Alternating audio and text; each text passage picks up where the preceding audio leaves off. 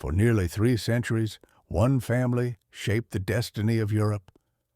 Their weapon was not the sword, it was money.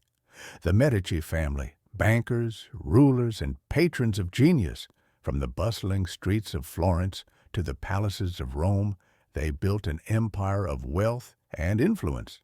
They financed popes, crowned kings, and gave birth to the Renaissance. But their story is not just about art and culture. It is about power. A dynasty that rose from merchants to monarchs, rewriting the rules of politics, religion, and society. This is the story of the Medici. In the late Middle Ages, Florence was more than a city. It was a laboratory of capitalism. Known for its wool trade and bustling commerce, Florence became one of Europe's financial capitals. Here, in the 1390s, Giovanni di Bicci de' Medici began to build something extraordinary. Unlike many bankers of his time, Giovanni was shrewd but cautious. He avoided unnecessary risks, invested in stability, and most importantly, he innovated.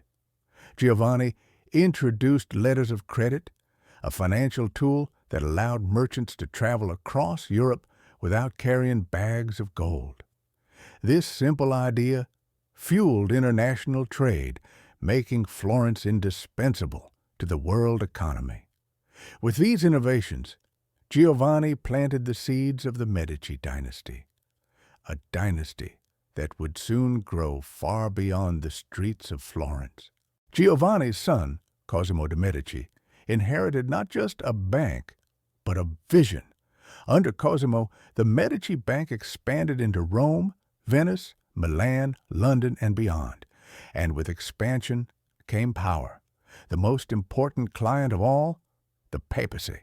The Medici became bankers to the Pope himself, earning the nickname God's bankers.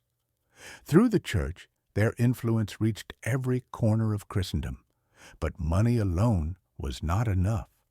The Medici mastered tools of modern finance, interest rates, currency exchange, and double-entry bookkeeping, a revolutionary system that kept precise track of every coin. Kings borrowed from them, princes courted their favor, even monarchs found themselves indebted to the House of Medici. Florence was no longer just a city of merchants. It was the financial heartbeat of Europe, powered by one family. Yet wealth was only part of the Medici story. Cosimo de' Medici understood something profound. Money can fade, but art endures. So he began to invest, not in gold, but in genius.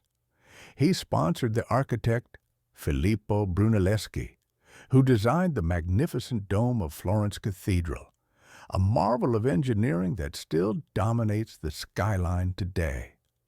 Painters like Fra Angelico, Botticelli, and later Leonardo da Vinci found patronage under Medici protection.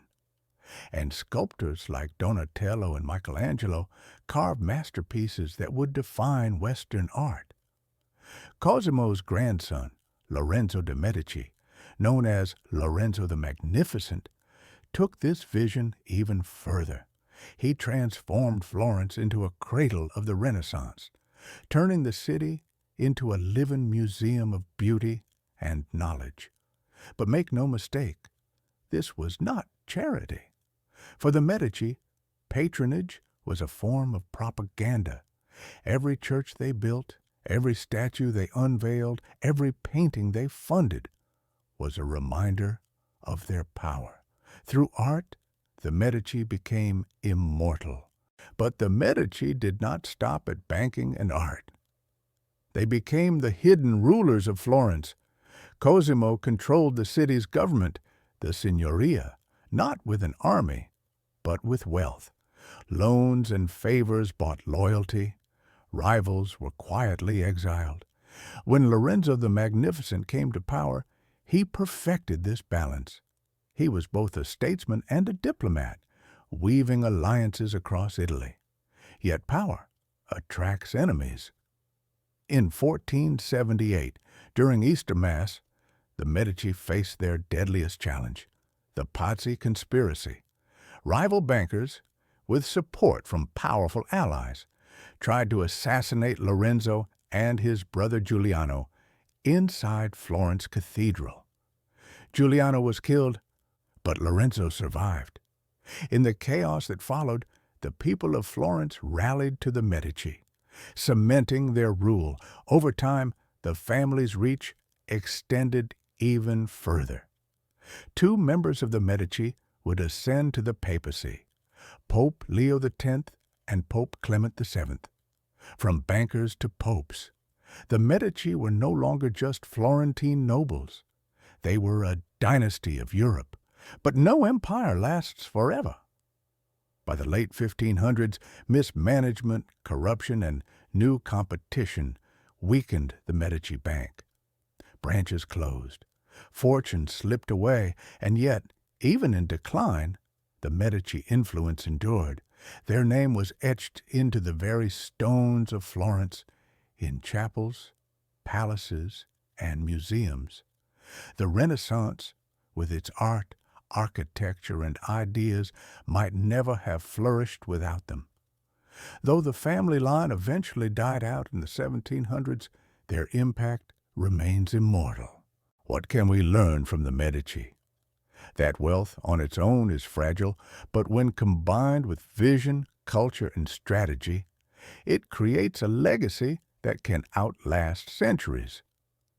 The Medici remind us that power is not only taken by force, it can be built with ideas, with art, with money.